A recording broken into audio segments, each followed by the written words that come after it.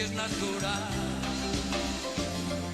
Me va, me va, me va, me va, me va. ¿Qué tal? ¿Cómo están? Gustazo reencontrarnos. Seguimos en esta recorrida por el sur de Santa Fe, el norte de la provincia de Buenos Aires, tratando de demostrar que no todo lo importante, no todas las noticias son las que generan la gran ciudad, sino que cada lugar, cada ciudad, cada pueblo tiene sus cosas, tienen su vida propia. Y hoy nos quedamos en principio en un conflicto, porque después vamos a hablar de otra cosa, de aquellos que no nos gusta abordar, pero bueno, cuando superan lo que es el informativo, ustedes saben, nuestra empresa y nuestro canal se encarga de los temas puntuales a través del noticiero, cosa que hace habitualmente, y en este espacio tratamos de abordar lo institucional, a no ser que el tema, bueno, ya revista cierta gravedad que merezca casi media hora de charla. Me refiero a Fray Luis Beltrán y con gusto recibo a su intendente, el doctor Mariano Cominelli. Mariano, ¿cómo estás? Gracias por venir. ¿Cómo te va? Bien, acá. Sé que son momentos difíciles. En la lucha, sí, para todos. Contame, hace de cuenta que lo que nos están mirando no solo son los beltranenses que conocen, sino que, no hace de cuenta, sino que llegamos a un amplio espectro. ¿Qué es lo que pasa? ¿O qué es lo que pasó y qué es lo que está pasando? Lo que está pasando tiene que ver con un reclamo de 7 trabajadores cuyo pasaje a planta permanente yo revoqué por allá por el 5 de enero del 2018. Y que, para resumir, ¿no? Luego de idas y venidas y transcurrido 4 meses y medio, por ahí por el mes de mayo, uno de los sindicatos que tiene presencia allí en el municipio de Fray Luis Beltrán, el de Miguel Santa Cruz y de Beto García, asume la representación de estos reclamantes, ¿no? que mencionaba, que son la señora Milano, la contadora de Cáneva, el señor Matielo, doctor, abogado, la doctora también abogada Villabrille, la señora Fernández, administrativas, la señora Acuña y el señor Arroyo, de tareas generales. Intendente, se me ocurre preguntarte lo siguiente. 5 de enero es menos de un mes de que vos asumiste. Claro.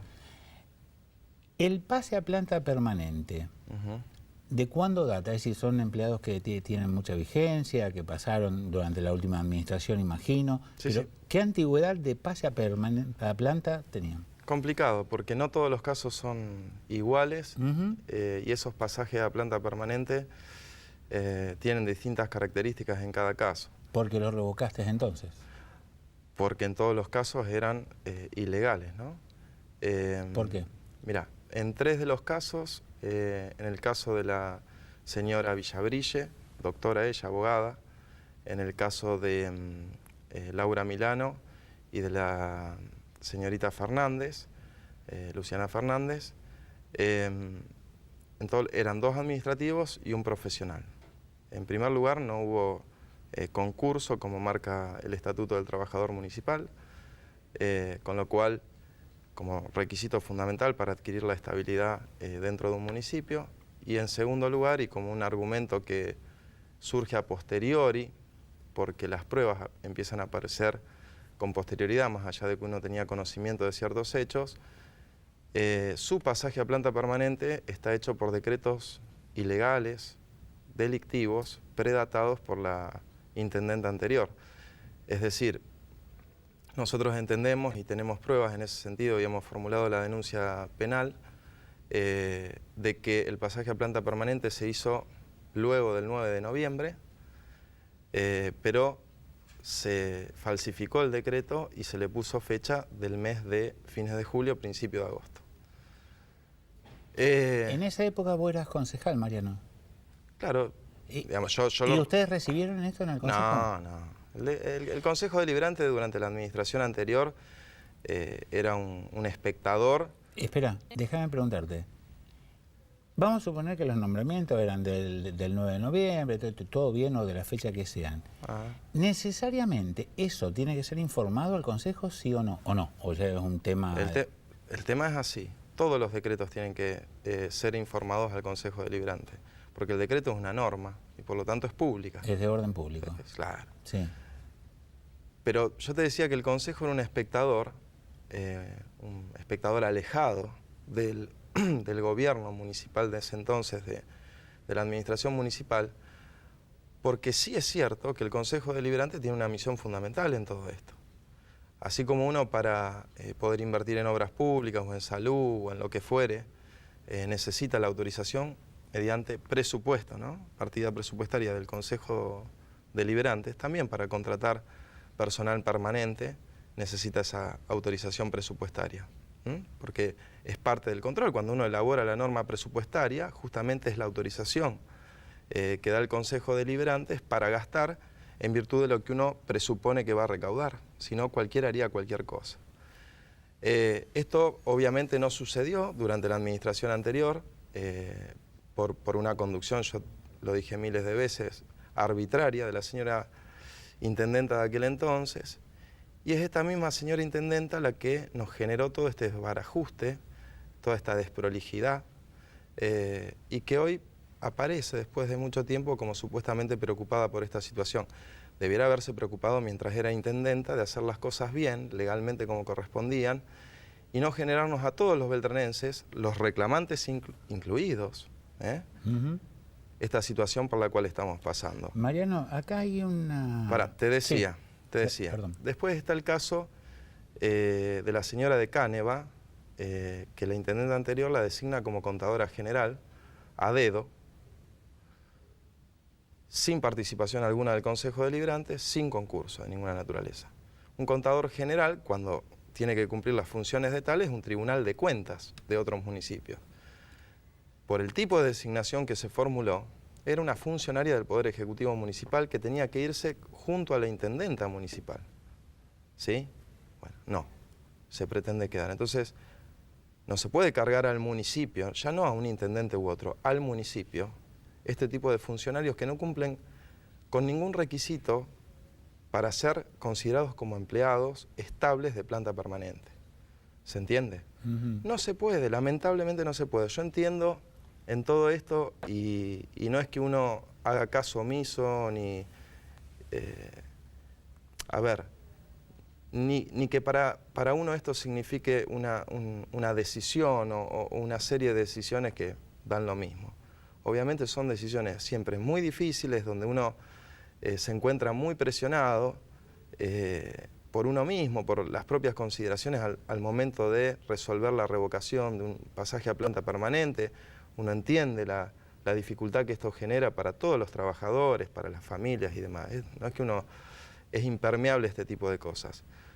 Pero también inclusive el argumento de la FESTRAN, porque mi relación es directamente con la FESTRAN, ya no con la entidad de base, que he cortado las relaciones porque verdaderamente eran imposibles de llevar a cabo por el tipo de trato que recibíamos. El argumento de que esto generaría un precedente que pondría en riesgo en otros municipios y comunas a trabajadores y demás. Lo que pasa es que también está el argumento que nunca se escucha, que es del otro lado. Y si a un intendente se le ocurre, sin autorización del Consejo, sin autorización presupuestaria, sin el cumplimiento de los requisitos legales, duplicar, por ejemplo, en el último año de su gestión la planta permanente de un municipio y convertirlo en inmanejable y poner en riesgo el funcionamiento completo, el pago de sueldo de todos los empleados, etc., también tenemos que bajar la cabeza y no decir nada. Entonces, ¿cómo se solucionan estas cosas hacia futuro? Es muy sencillo, cumpliendo con la ley. Mariano... Cumplir con la ley, porque yo lo quiero aclarar porque si no parece que mi postura, o se dice que mi postura es de tinte político y demás. Cumplir con la ley significa cumplir con la ley orgánica de municipios y comunas, en donde es el Consejo Deliberante vía aprobación del presupuesto el que te autoriza a contratar o a no contratar personal de planta permanente, primer punto.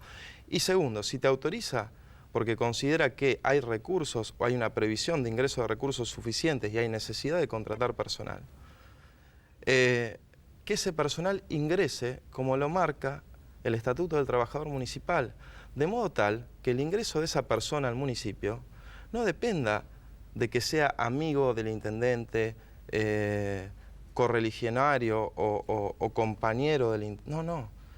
Que en este caso todos los beltranenses, que son muchísimos, que necesitan trabajar, cuando exista alguna vacante posible, tengan derecho a presentarse, concursar y decir, bueno, a ver, el más capaz ingresa y no depende de la decisión del intendente. El intendente en todo caso dirá, ingresa este, que es el más calificado, porque sacó la mejor calificación y punto. Es decir, no depende de la voluntad del intendente que ingrese o no, sino que depende de la capacidad demostrada por esa persona. Eso lo marca la 9286.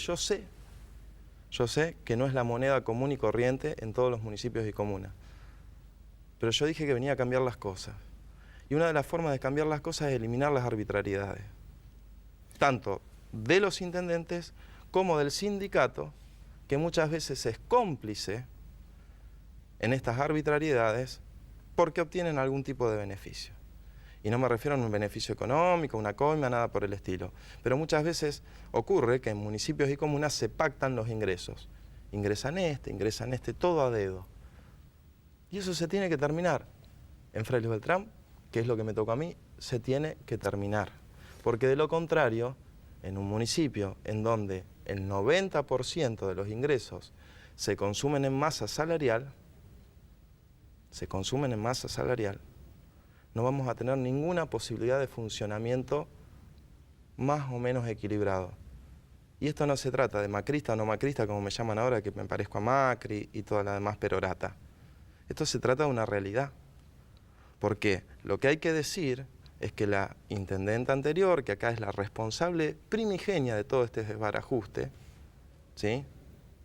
Pero primigenia de todo este desbarajuste, para pagar los gastos corrientes que generaba su administración, endeudó sistemáticamente a este municipio, encima, mediante una ordenanza de emergencia económica derogada por el Consejo Deliberante, o sea, ilegalmente. Y hoy, esos 10 millones de pesos lo estamos pagando a razón de 800.000 pesos mensuales todos los meses a partir del mes de enero del 2018. Por eso digo que hay que ordenar los municipios. Y para ordenar los municipios todos tenemos que poner nuestra voluntad para ser racionales en la administración del municipio.